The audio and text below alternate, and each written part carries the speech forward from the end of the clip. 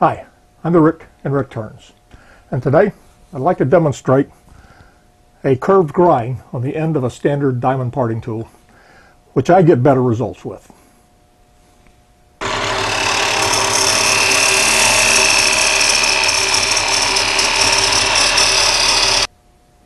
So let's get started. These are the different parting tools that I have in my wood turning studio, known to non-wood turners sometimes as a garage. I don't use all of these parting tools every day, but I do use each of them occasionally for one purpose or another. Not going to be talking about all of these today, though. The parting tool that I want to focus on today is the diamond parting tool. This is a diamond parting tool, and it gets its name from the cross section. I don't know that this is going to show up all that well on camera, but the center ridge of this is slightly higher than the edges, so its cross section is a bit of a diamond shape. This is the standard diamond parting tool. This is the modified diamond parting tool that started off life just like this one, but then I reground it to have a curved edge down here and then a much more sharply slanted edge up here than this tool. The difference is pretty obvious. This grind is not something that I came up with. It's been around for a number of years. Looking at YouTube videos, I've only seen it once or twice, people using that particular grind. If you look in the online shops, I've actually only seen one parting tool with that kind of a grind being sold.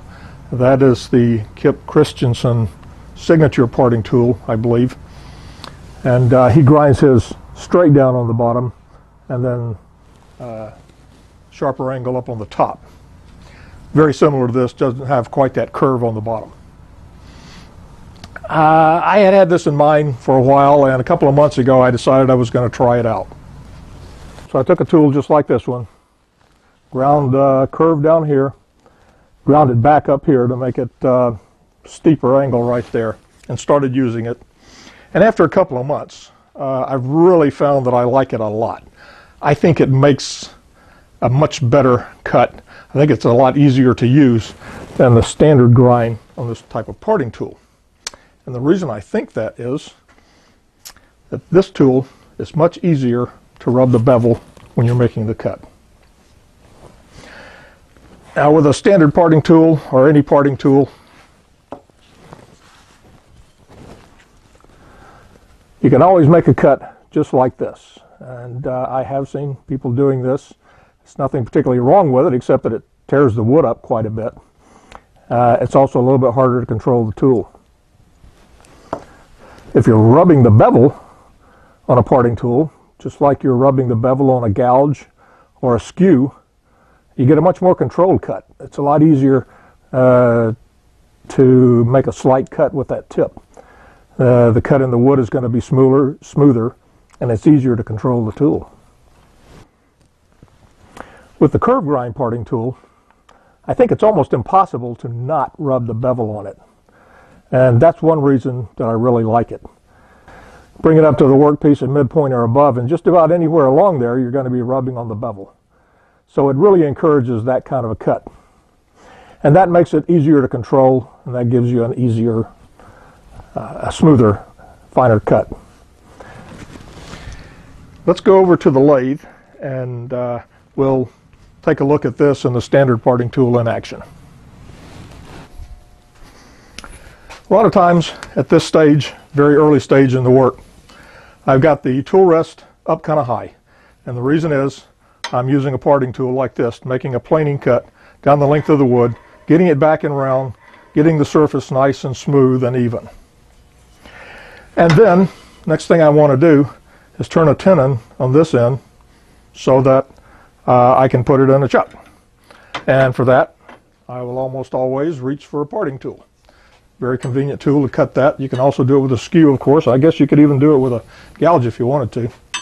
But parting tool is, seems to be kind of made for that. So I've got the tool rest up high, and obviously, if I were a good wood turner, I would lower the tool rest, which is what you're supposed to do. But I don't, not always. Sometimes I do. I hate to admit these things. Okay, so with the standard parting tool, you start off the cut. It's not bad. You know, right there, we're rubbing the bevel, making a good cut.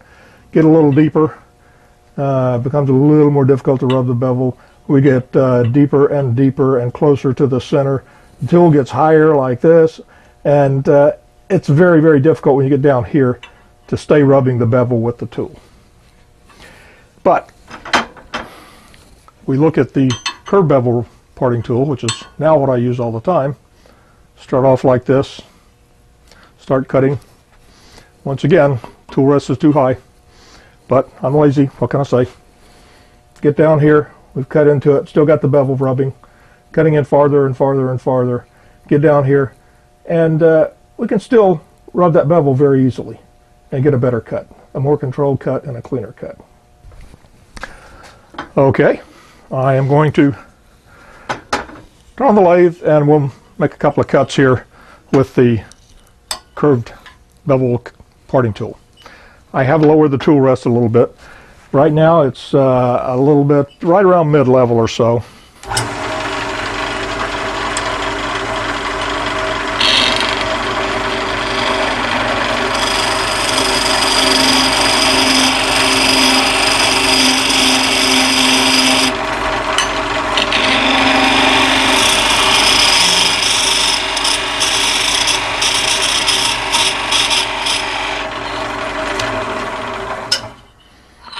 As with any parting tool, when you're cutting like this, the action is going to be in and down.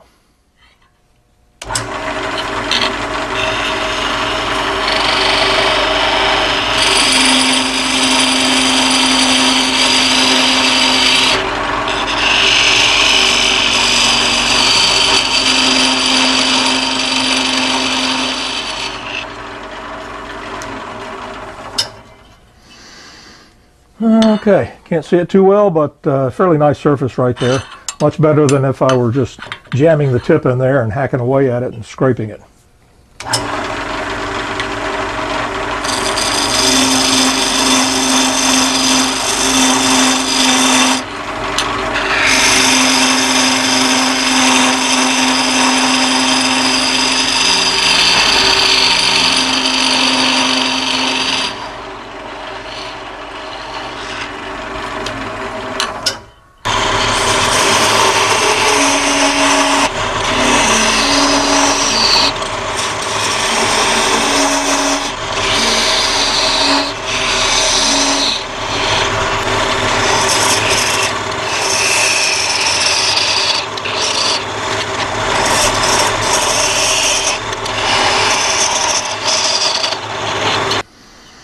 It cuts as fast as a standard parting tool, and it cuts cleaner, I believe.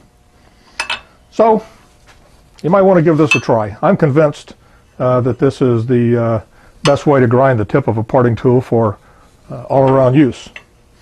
It works very well for me, and you might try it out. You can always grind your parting tool back to the previous configuration if you don't like it. Or you could buy one like this.